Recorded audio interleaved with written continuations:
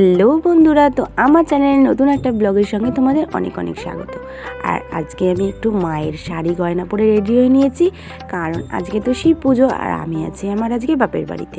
তো পুজোটা আমি আজকে এখানেই করবো, প্রত্যেকবার তো এখানেই করা হয়, তাই ভাবলাম এবছরটাও এখানে করে নিই, যেহেতু আমার এখানে পড়াতেও আসতে হয়।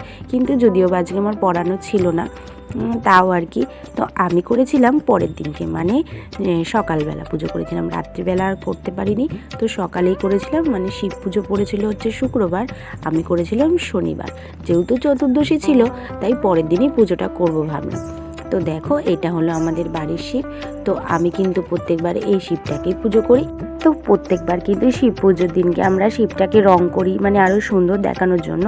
কিন্তু এইবার আর না সেটা করা হয়নি। আমিও যেহেতু এখন এখানে থাকি না, মানে শুধু পড়াতে আসি, আর বাড়িতে তো যেতেই হয়, তো এতটা খেয়াল রাখাও হয়নি। আর ভাইও দেখি এই বছর করেনি।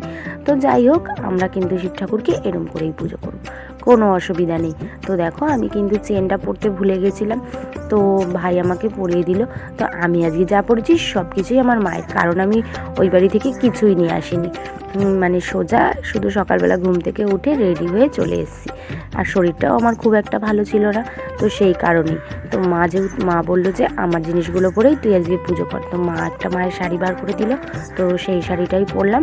আর তার সঙ্গে মায়ের গয়নাগুলোও বার করে দিল কয়েকটা, তো সেগুলোই পরলাম। তো দেখো, আমি এখন বসে গেছি ঠাকুরের জোগাড় করতে। ঘরোয়া পদ্ধতিতে যেভাবে পুজো করে, আমি কিন্তু আজকে সেভাবেই পুজো করব। পুজোর কিন্তু অত নিয়ম কারণ আমি কিছুই জানি না, তার জন্য আমি আমার মতন করেই আজকে ভোলে বাবাকে ডাকবো। তো দেখো, আমি কিন্তু বসে পড়েছি ফল কাটতে। তো পুজোর জোগাড় করতে আমার আগাগোড়াই ভালো লাগে। সরস্বতী পুজো থেকে আমাদের বাড়িতে যা যা পুজো হয়, মানে বিশ্বকর্মা পুজো বলো বা আমার গোপুসোনার মানে জন্মাষ্টমী, তো সব পুজোর জোগাড়ই কিন্তু আমি নিজে হাতে করি।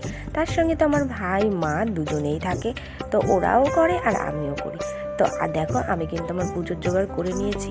এবার আমি আমার ঘরের যে নিত্য পুজো করি সেই সব ঠাকুরগুলোকে পুজো দিয়ে দিচ্ছি। আর এই ফুলগুলো না সবে আমাদের বাড়ির গাছে আর আমার মামা বাড়ির গাছে।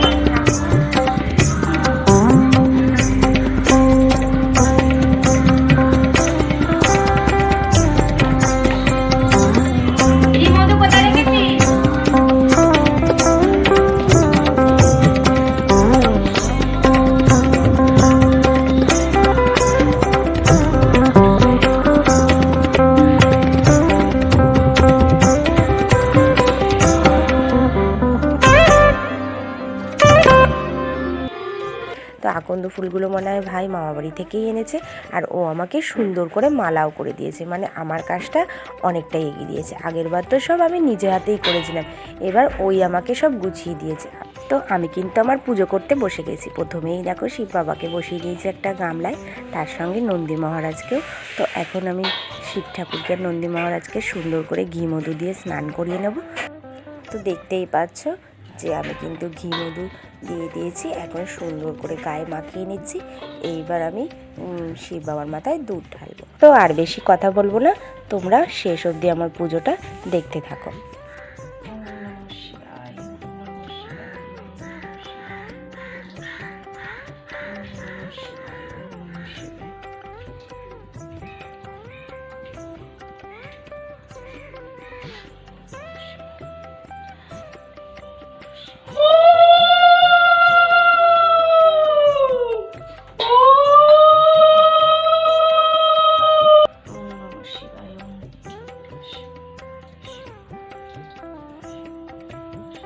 দেখতেই পেলে আমার কিন্তু বাবার মাথায় জল ঢালা কমপ্লিট। এইবার তো বাবাকে সুন্দর করে পুছিয়ে আমি আসনে বসিয়ে দেব।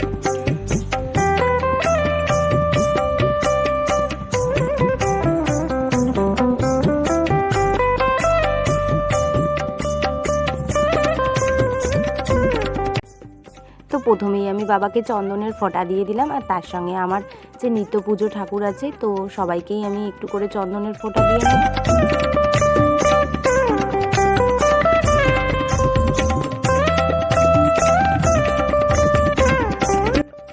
ফুল মালা দিয়ে সুন্দর করে বাবাকে সাজিয়ে এবার আমি বাবাকে গোটা ফল নিবেদন করব।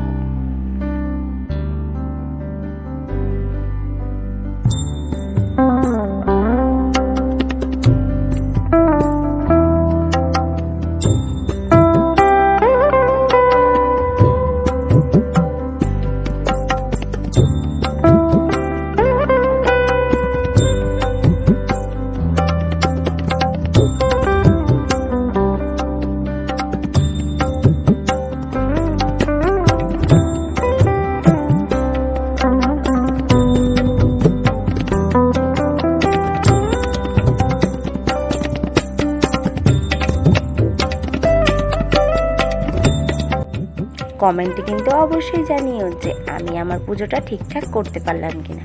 যতটা করলাম ততটা আমার মন থেকে আর আমার মতন করেই আমি আমার আর শিব বাবাকে পুজো করলাম।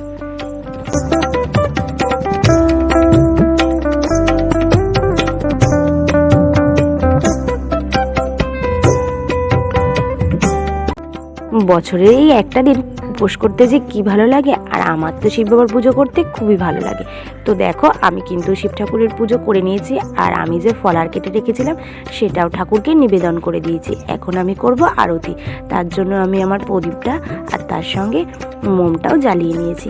তো আমি আজকে আমাদের বড় প্রদীপটা বার করিনি, কারণ মা না ওটা তুলেই রাখে। বাড়িতে যখন পুজো হয় মানে বড় করে একটু, তখন ওগুলো বার করা হয়। ওগুলো রোজ বের করে রাখলে সেগুলোকে তো যত্ন সহকারেও রাখতে হয়, সেই কারণে রোজ আমাদের এই ছোট প্রদীপটাই জ্বালানো হয়। আর আমি তাই আজকে এই ছোট প্রদীপটা আর এই মোমবাতিটা দিয়েই ঠাকুরের আরতি করব।